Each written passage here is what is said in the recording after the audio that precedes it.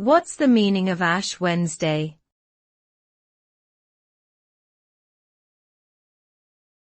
Ash Wednesday.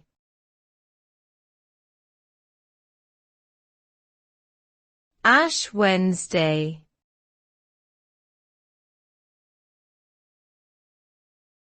Ash Wednesday.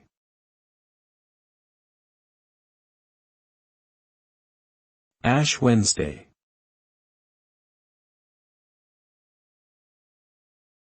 Ash Wednesday is a Christian holy day that marks the beginning of Lent, a 40-day period of reflection and fasting leading up to Easter Sunday.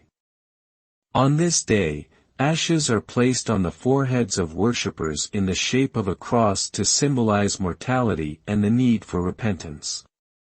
The ashes are typically made from the burnt palm branches from the previous year's Palm Sunday.